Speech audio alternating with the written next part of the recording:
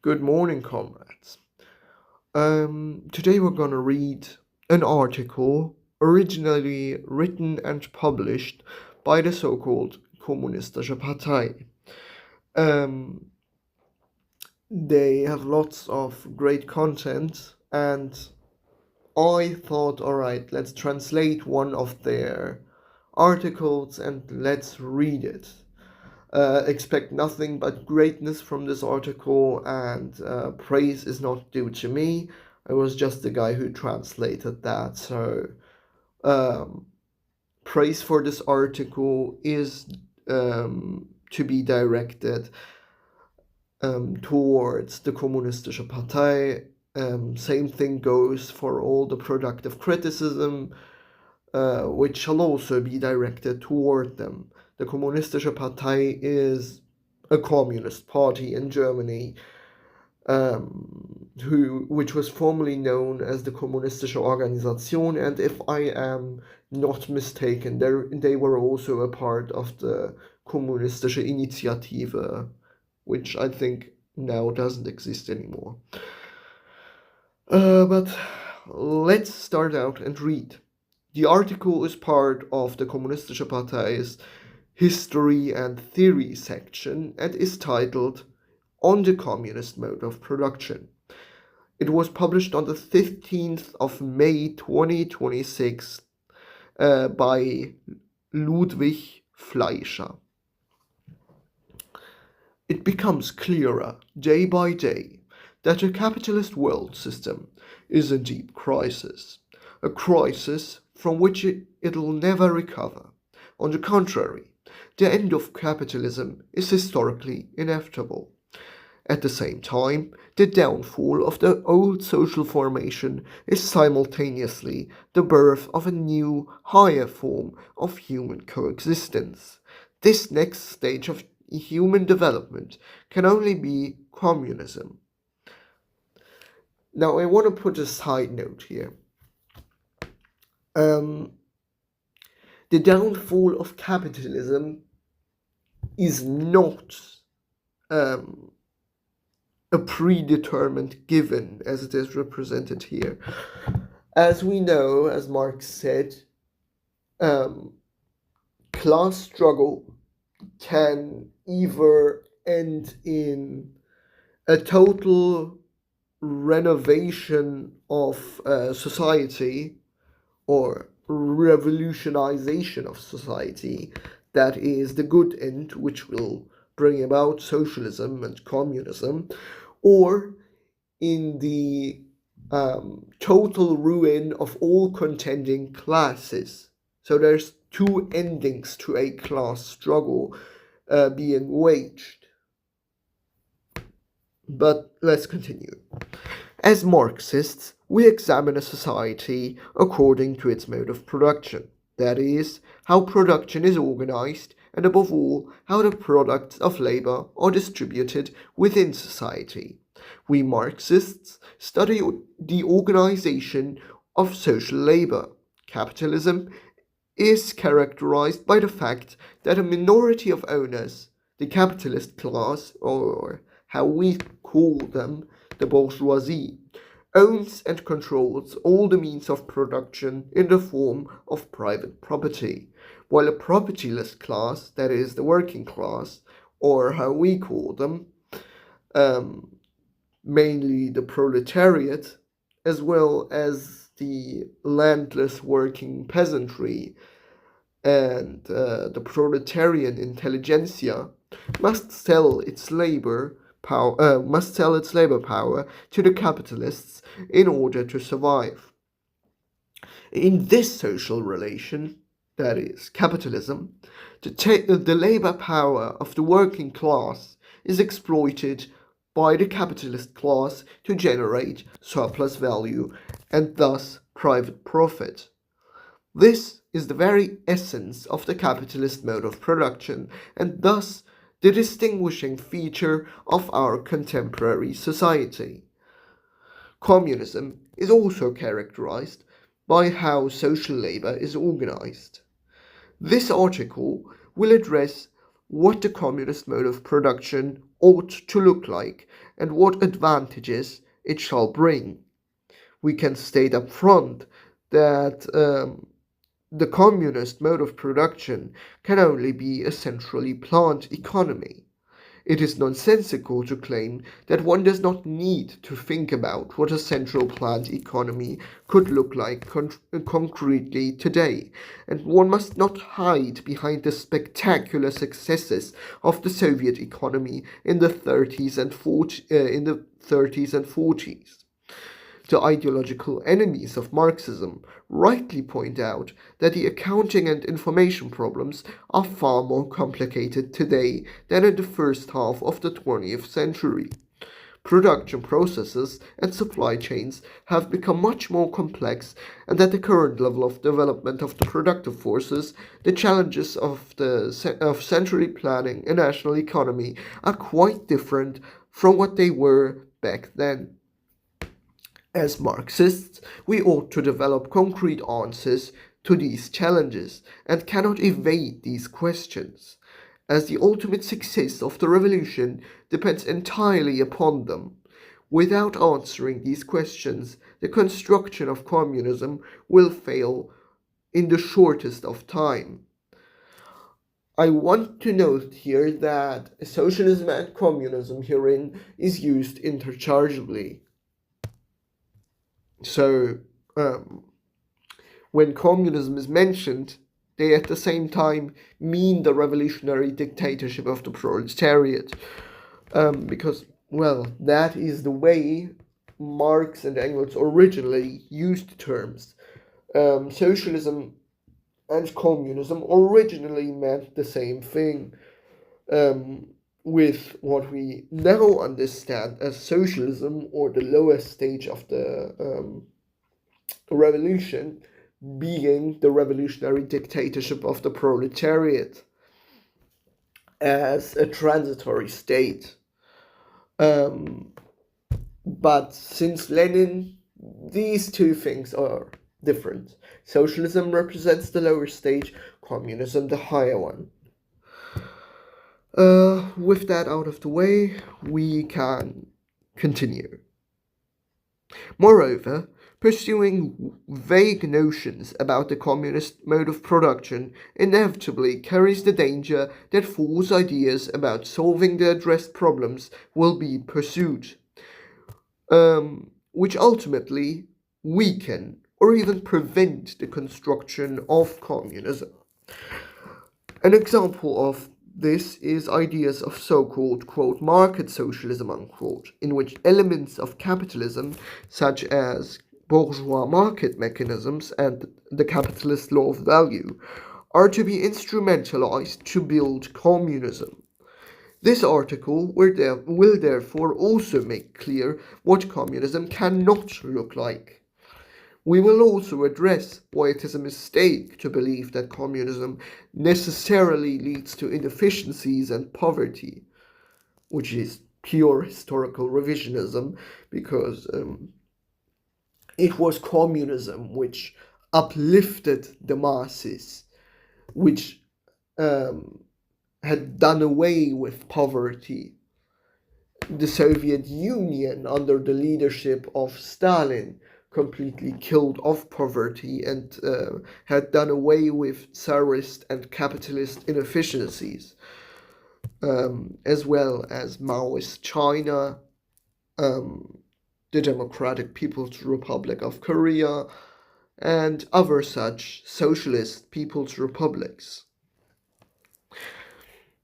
But we may continue now. Now to the question, what is the communist mode of production, and what are its historical prerequisites?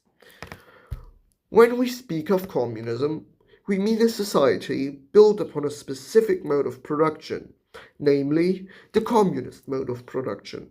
This already implies that there is only one communist mode of production. Either an industrial sector is subject to the communist mode of production, or it is not. The Communist Party, die Kommunistische Partei, fights to establish this mode of production throughout the German national economy. because it's a German party, remember that. However, it is clear that this ought to be a gradual process. And with that, they don't mean reformism, but rather that the revolution proceeds gradually. Although the revolutionary struggle is one protracted act. It cannot happen overnight with a snap of the fingers, thrusting every industry into completely new relations. And here, after the word relations, we see that they put a small 1. Why did they put a small 1 there? Well, because they made references, so footnotes. The first footnote is the quote, between the capitalist and communist society lies the period of the revolutionary transformation of the one into the other, unquote. This quote can be found in the Marx Engels Collected Works, volume 19, page 28. I don't have all the footnotes here because I was too lazy to translate all of them, and they aren't so important as one may think. But we may continue. Which production sectors are transferred into the new relations of production at what time is a very concrete historical and political question that will not be addressed here. With that they mean in this particular article. This is why the birth of communist society is a long process that will be implemented step by step. This is what I meant by protracted, by the way. I did not mean protracted as in the Maoist concept, but rather that, the implementation of the revolution and the consolidation of the revolutionary gains, although happening in a revolutionary manner, takes time. So, here we are. To distinguish between an, quote, immature, unquote, and a, quote, mature, unquote, communism, it is a common practice among Marxists to use the terms, quote, socialism, unquote, and, quote, communism, unquote. Socialism is thus meant to denote an, quote, immature, unquote, communism, that is, a society in which the transition of all production to the communist mode of production has not yet been completed. The mode of production that is generally to be realized, however, is the same. Socialism is therefore not to be distinguished from communism at all as a mode of production, as, for example, Walter Ulbricht claimed. Now, the mistake I often see in the West is to think that social democracy and socialism mean the same thing, but they don't. Socialism is the lower stage of communism since Lenin, essentially. The mode of production that I have already read, socialism is not revolutionarily overcome so that communism can follow. Rather, socialism grows into communism. The mode of production of socialism-communism is deepened.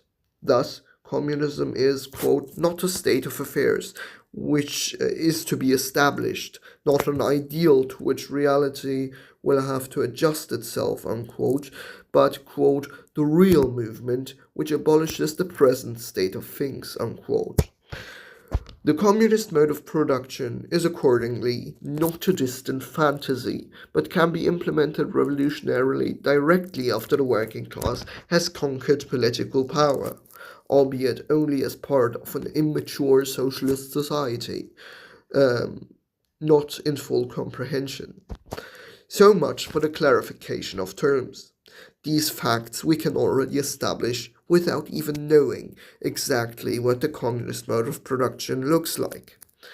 To understand the communist mode of production now, we must, as so often, start a bit earlier, namely with the capitalist mode of production. As already indicated in the introduction, the capitalist mode of production is determined by the capitalists exploiting the labor power of the working class in order to generate a private appropriation of profit. For this to be possible, certain prerequisites ought to be fulfilled. Prerequisites, however, which once established, are continuously produced, reproduced, and deepened by the capitalist production itself.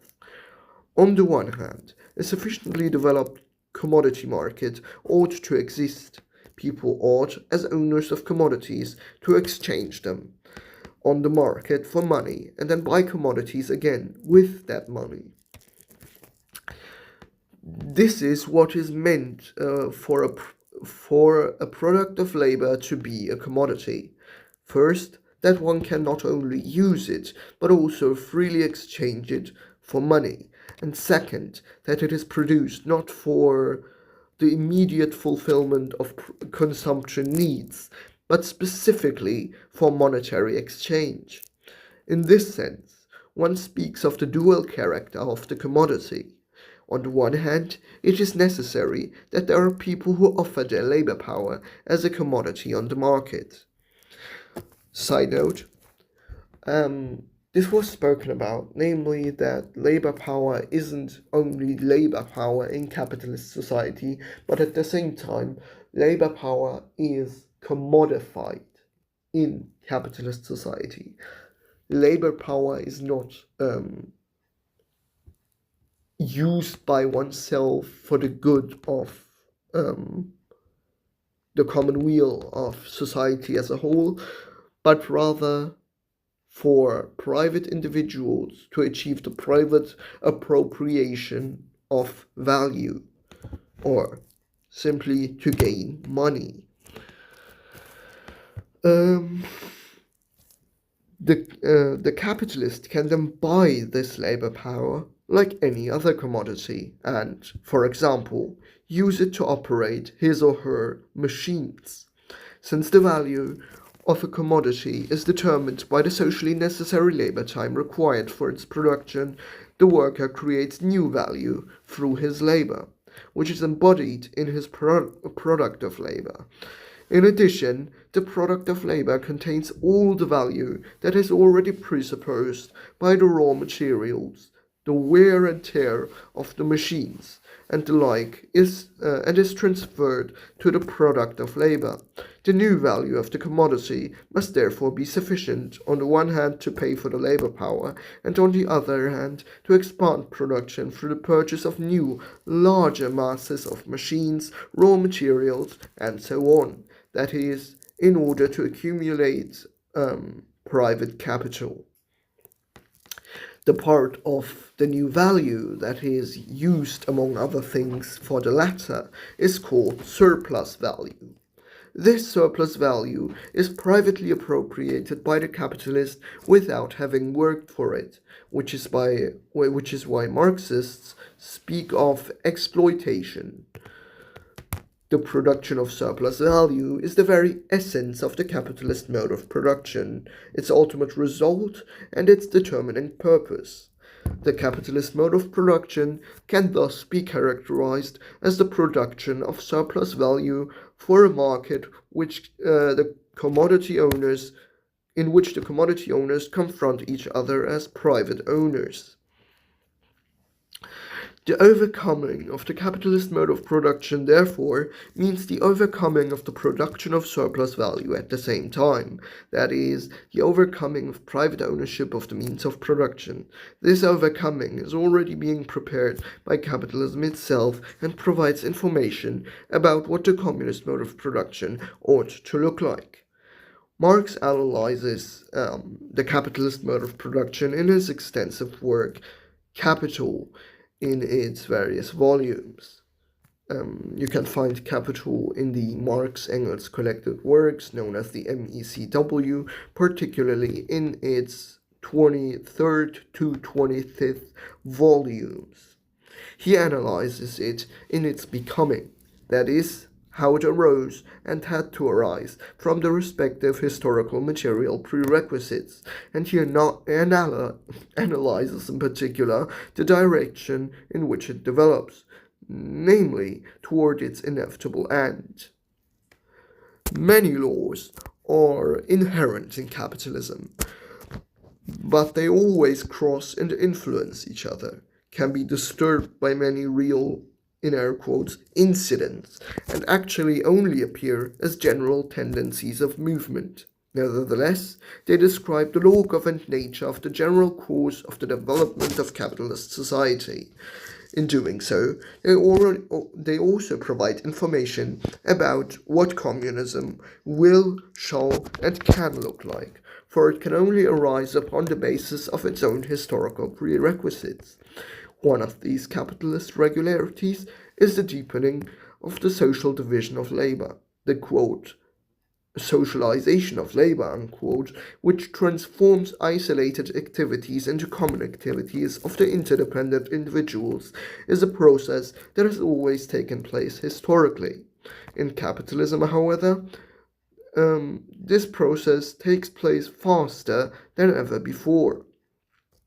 For private capital, the goal is always to maximize profit, private profit in particular, for which there are many possibilities. One of them, for example, is the deepening of cooperation, that is, the concentration of isolated labor into, quote, a work of many who work together plan-wise, side by side and with one another, in the same production process or in different but connected production processes, unquote. It is, for example, more cost-efficient to employ 100 workers in one large factory than 10 workers each in 10 small factories. In fact, the deepening of cooperation itself is a significant starting point for the development of capitalism. Or, as Marx said in the Marx-Engels Collected Works, Volume 20, page 250, quote, before capitalist production, there was general small-scale operation upon the basis of the private ownership of the workers in their means of production, the agriculture of small free or serf peasants, the handicrafts of the towns, the means of labor, that is, land, agricultural implements, workshop, handicraft tools, and maybe more, were means of labor of the individual, calculated only for individual use, therefore necessarily small, dwarf-like, restricted. But for that very reason, they also belonged as a rule to the producer himself. To concentrate these scattered, narrow means of production, to expand them, to transform them into the mighty levers of production of the present day. That was precisely the historical role of the capitalist mode of production and its bearer, the bourgeoisie, unquote. Source: Marx-Engels Collected Works, Volume 20, page 250. The bourgeoisie actively drives the ever-continuing concentration of the means of production in the hands of the capitalists, which on the one hand enables a further deepening of cooperation, and on the other hand is enforced by the deepening of cooperation. Marx goes so far as to call this, quote, the historical role, unquote, of the capitalist mode of production. With the development of the cooperation, the plant coordination of the individual workers also becomes more important. In capitalism, this is done through the command of the capitalist or, quote, the firm, unquote. Within a corporation, quote, planning, unquote, already takes place today, in the sense that the work processes across many production sites and administrative levels are structured from top to bottom, and their smooth operation depends upon the discipline of the individual units. This appears particularly strongly within monopoly capitalism. The larger the corporation, the more centralized its planning. But the production processes of individual enterprises are also more intertwined than ever before. For example, the supply chains for the production of a smartphone are extremely globalized. The raw materials begin their journey in the mines of Africa, are shipped to Asia by container ships, processed, and finally transported to Europe. The production of a smartphone is an example of strongly socialized labor, in which many companies and even more workers are involved. With regard to the historically following mode of production, i.e., the communist mode of production, it is important to understand that the wheel of time, quote, cannot be turned back, unquote. The socialization of labor under capitalism cannot be reversed. Side note, yes, as we see, the elements utilized under socialism, communism, are already given under capitalism. Currently, for instance, central planning in large corporations. As you see, I've used the term cooperation and corporation, which are both used here for different purposes, and it's kind of hard to hear the difference, but there's, of course, a difference, as we know.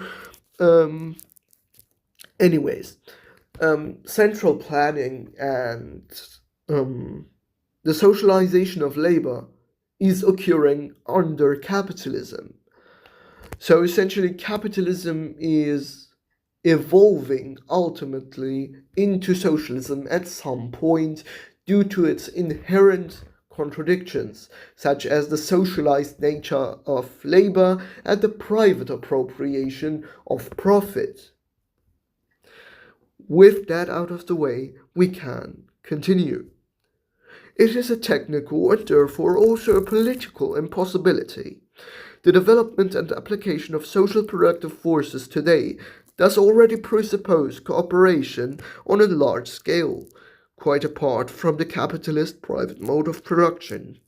The production of a smartphone will still be very complicated within socialism and will depend upon all the special partial works running smoothly and in harmony with one another.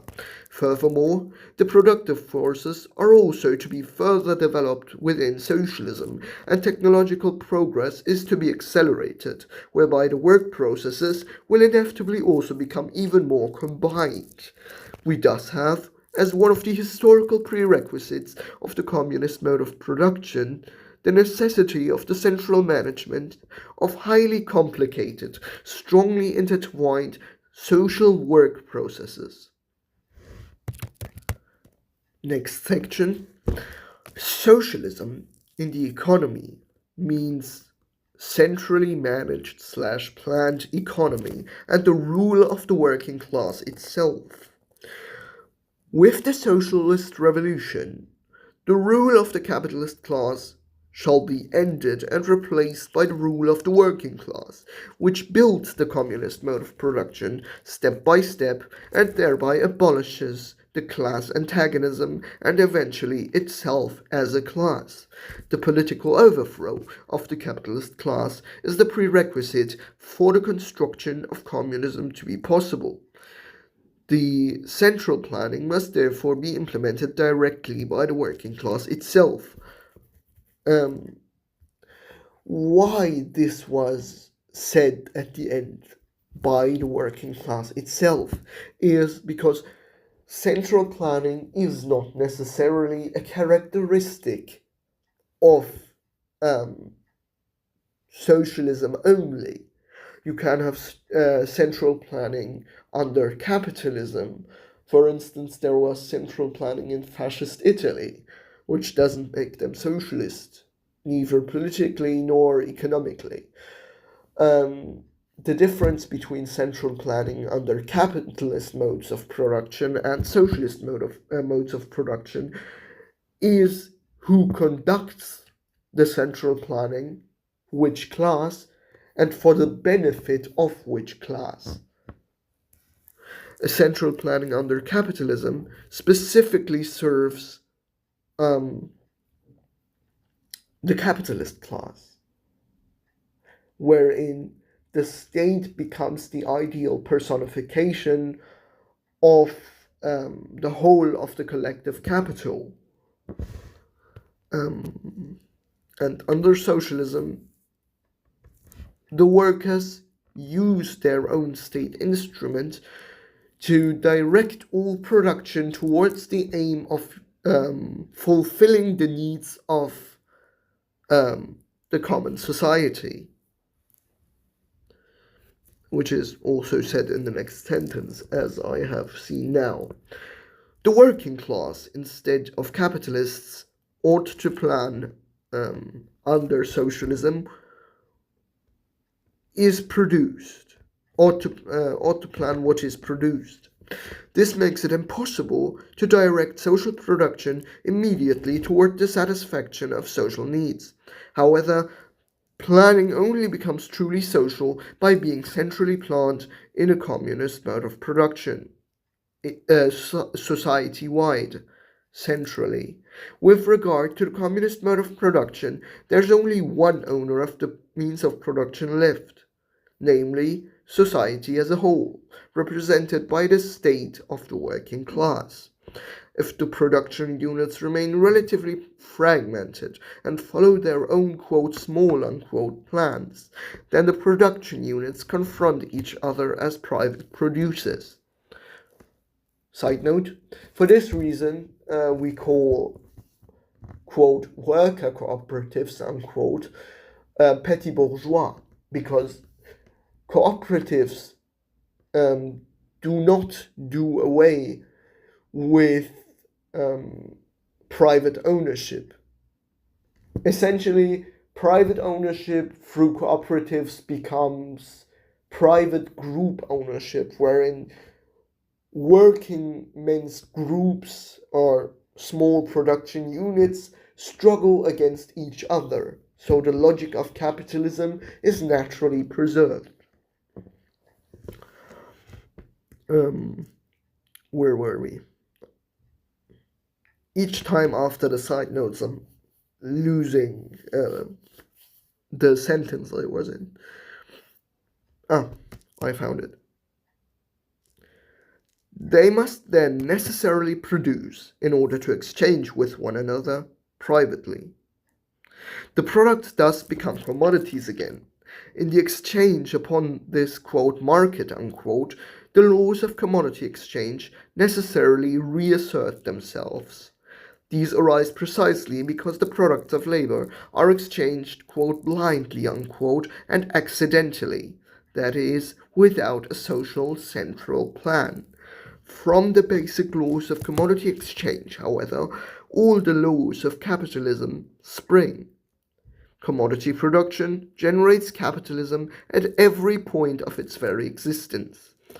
Or, to put it as Marx put it, the soil of commodity production can bear the production upon a large scale only in capitalist form. So capitalism is embodied in the commodity itself. It can therefore only continue to exist in socialism only insofar as it has not yet been overcome in certain spheres of production for political or economic reasons. It is a remnant of the old capitalist society that can only exist in immature communism, in the revolutionary dictatorship of the proletariat. My tongue is tired. Sorry. Anyways, the production of commodities for exchange contradicts, in any case, the satisfaction of social needs. The private producers only consult to a limited extent, do not fully coordinate their production, and can always only consider their own plan. If that were not the case, they would no longer produce privately at all. they would follow a common, unified, central national plan. Planned economy and commodity exchange are thus direct opposites. Where planned economy prevails, there is no commodity exchange, and where commodity exchange prevails, there is no plan. Fun fact, that's why you can't call China socialist. They still have private ownership of the means of production. Most of their wealth directly arrives from the private sector.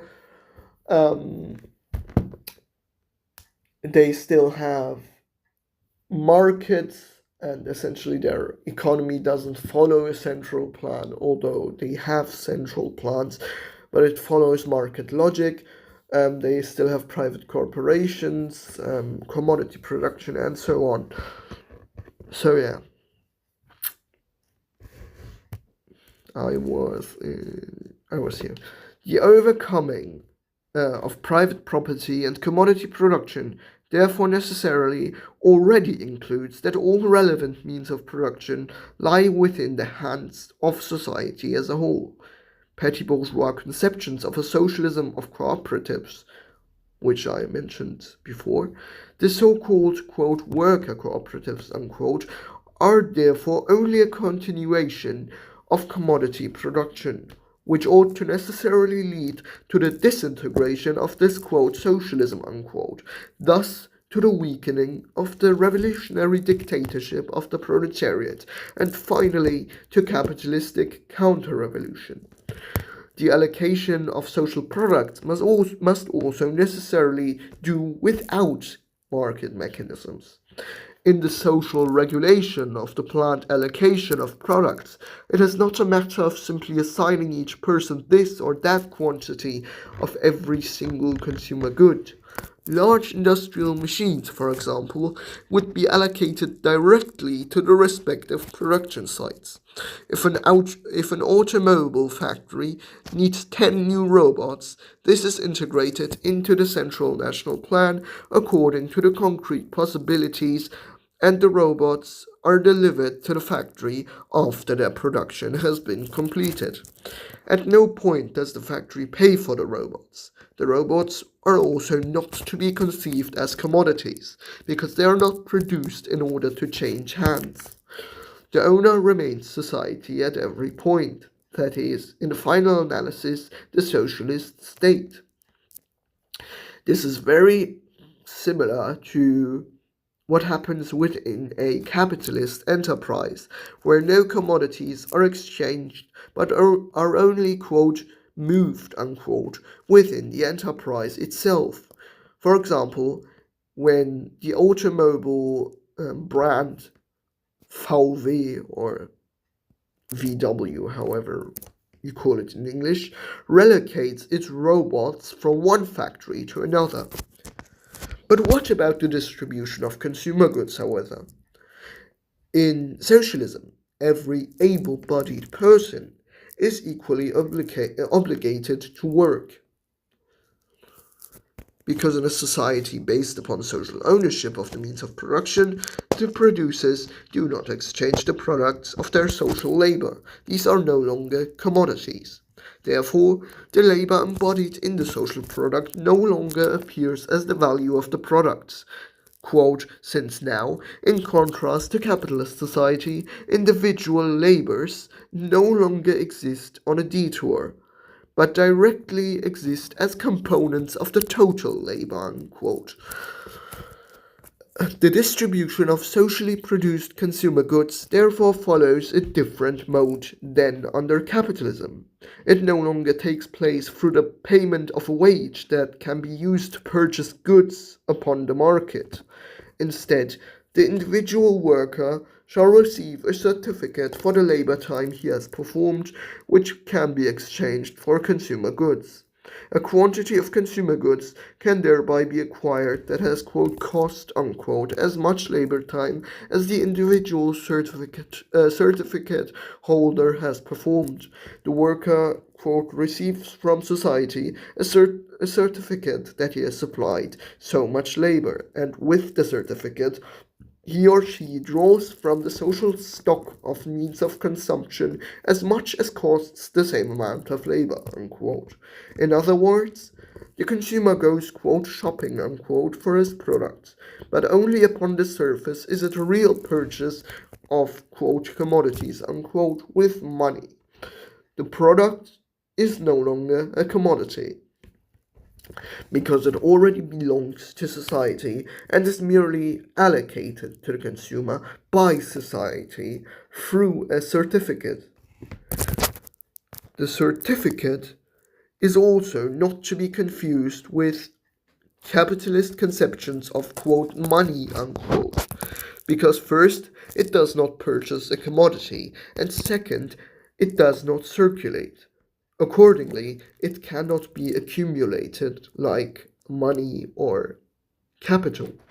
After the certificate has been exchanged once for a means of consumption, its value is destroyed, and as such, it is not transferable between persons.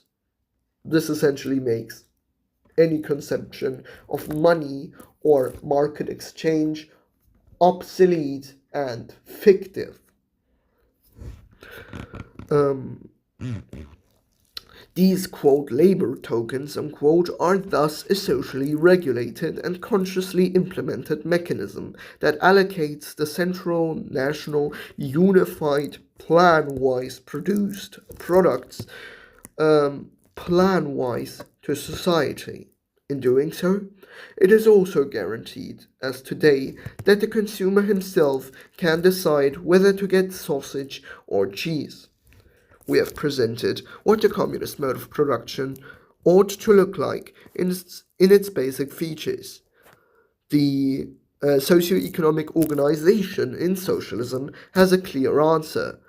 It is a centrally planned and managed national unified economy implemented under the very rule of the working class. The large, already highly concentrated production sectors will be, shall be, ought to be immediately and completely nationalized as one of the first steps of the revolution. For less concentrated production units, such as in small crafts, collectives form a sustainable transitional form. The ultimate goal, however, is always the subjugation of all social production under a society-wide, central, national, unified plan. It must therefore be noted accordingly that there are not, quote unquote, different models of socialism, standing equally alongside all other conceptions of socialism. Among consistent Marxist-Leninists, there can be no debate about this at all. Socialism can only be built upon common ownership, central unified national planned economy, and the rule of the working class as a class in a class for a class. Anything else would be a falling back into capitalist commodity production and thus ultimately into chaotic and crisis-ridden production that cannot be directly centrally oriented towards the fulfillment of needs and which always also lays the basis for capitalist restoration. Alright, this has been around 15 minutes. I will be back soon and we can then continue this video because now I need to take like at least a 10-minute break.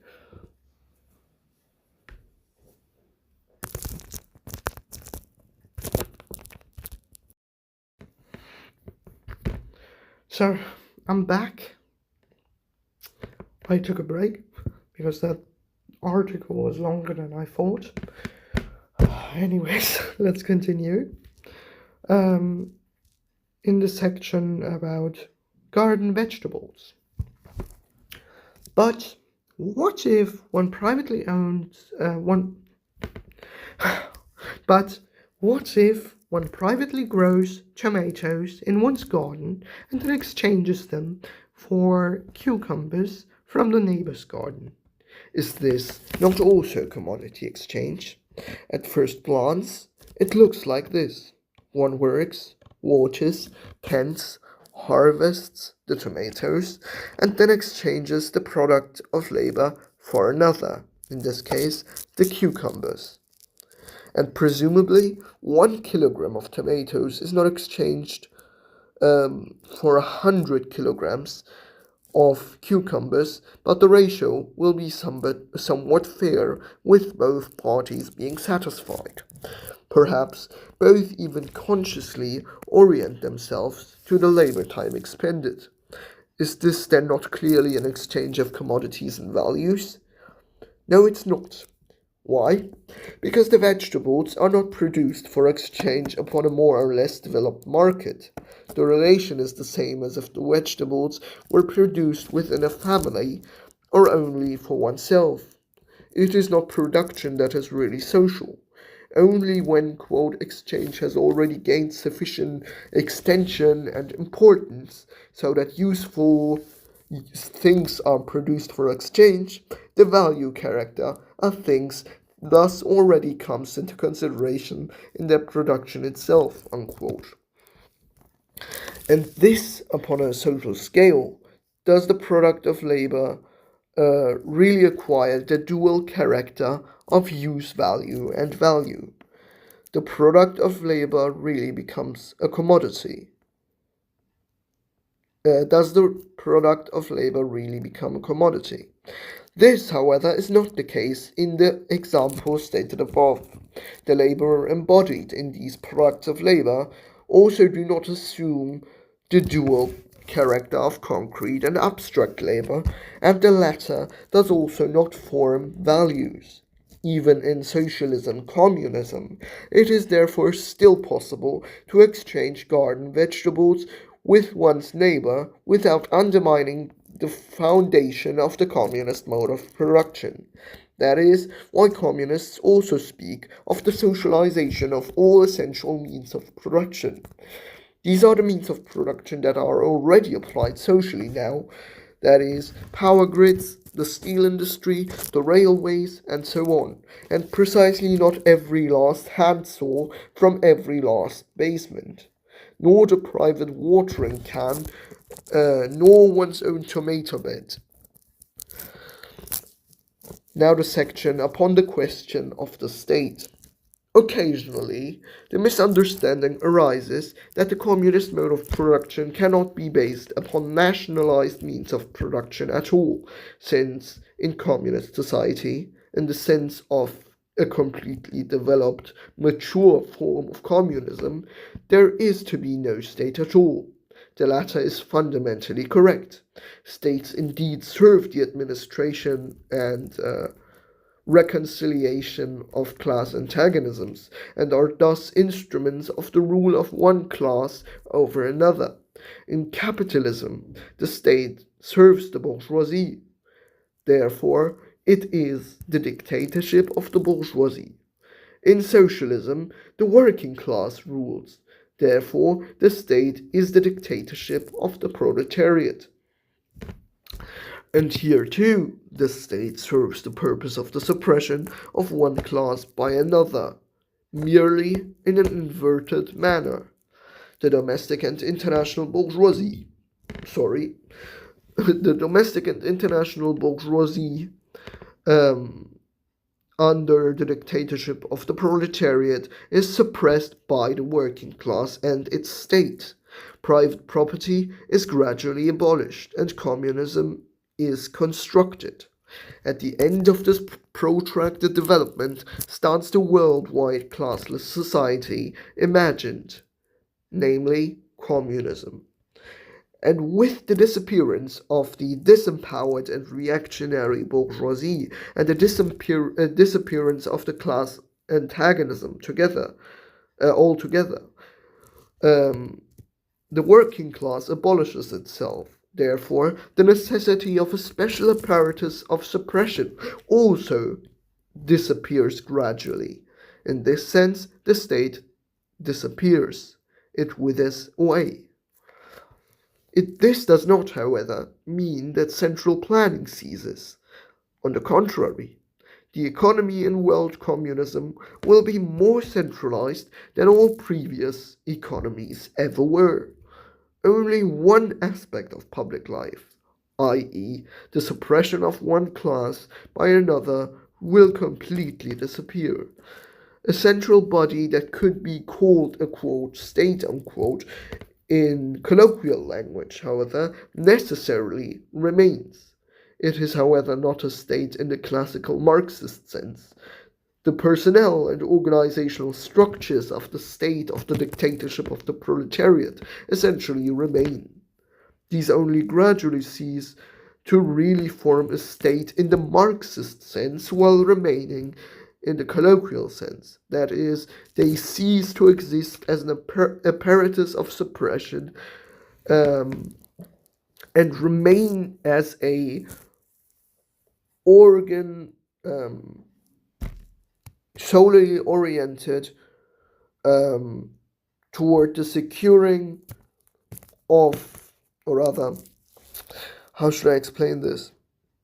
Let's just leave it as they wrote it. A central body could be called a quote, state unquote, in colloquial language, however necessarily remains, although the class apparatus had ceased. It is, however, not a state in the classical Marxist sense. The personnel and organizational structures of the state of the dictatorship of the proletariat preceding full communism basically remain. These only gradually cease to really form a state in the Marxist sense. That is, they cease as an apparatus of suppression of one class by the other. Only those organs of quote, state power unquote, that are solely oriented toward the suppression of the reaction and or the securing of the revolution and its gains will fully disappear over time. For example, the political police, the military force, and secret services, the planning authorities, councils and commissions, the latter three remain, while the former three cease to exist. And as such, this does not form a state in the Marxist sense. They merely form the quote, general association of all members of society for the common and planned exploitation of the productive forces. Unquote. The central planned economy is thus possible and necessary even in a stateless future. The superiority of the central planned economy is the following section. Marx and Engels always put an emphasis upon the fact that the bourgeoisie played a highly revolutionary role in history during feudalism. They described this point explicitly in the manifesto of the Communist Party. The bourgeoisie has, quote, through its exploitation of the world market, given a cosmopolitan character to production and consumption in every country, unquote. It, quote, more and more puts an end to the fragmentation of the means of production, of property and of population. It has, quote, created more massive and more colossal productive forces than all the preceding generations together, unquote. This is why Marx also praised capitalism. This is why we Marxists are not anti but post-capitalists. We don't intend to overcome capitalism for moralistic reasons, but because we know that capitalism historically had played a progressive role but has now become reactionary and obsolete. in the development of society. For this purpose, the bourgeoisie had to abolish the old feudal relations of production, tariffs that hindered trade, fragmented manufactories, and small craftsmen, serfs, peasants. With these, the bourgeoisie could do nothing. It needed a free world market, large factory halls, and free wage workers. Feudalism became too narrow for the development of the productive forces, whose bearer the bourgeoisie was. These fetters had to be burst, and they were burst. We are experiencing a similar movement today. Everywhere, the development of the social productive forces is hitting the limits of the outdated capitalist system. A modern example of this is the development of vaccines against the coronavirus. The various pharmaceutical corporations, sending billion-dollar deals, try to outdo each other in the race for a vaccine. The results of the scientists of one corporation were not known to those of the other.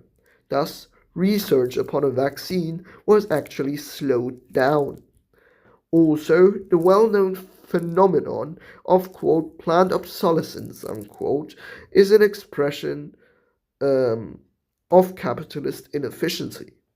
Various electronic devices, for example, smartphones, coffee machines, kitchen appliances, and more, are deliberately produced in a way that they break quickly, that they are difficult to repair, and that they must be replaced after a few years. This is only natural under capitalism, for if everyone has a durable, good smartphone, no one will buy smartphones en masse anymore, and only very few workers would have use for 10 coffee machines. This is not a new phenomenon. The notorious, quote, Superfest, unquote, glasses of the German Democratic Republic were no longer produced after the annexation by the Federal Republic of Germany. Side note for those who don't know, the German Democratic Republic, the Deutsche Demokratische Republik, that was the socialist side, the eastern side of Germany, had found a way to produce and had produced an unbreakable, and I mean literally unbreakable glass. After annexation by the Bundesrepublik, by West Germany, so the annexation of East Germany by West Germany, they hid the means to produce such glasses.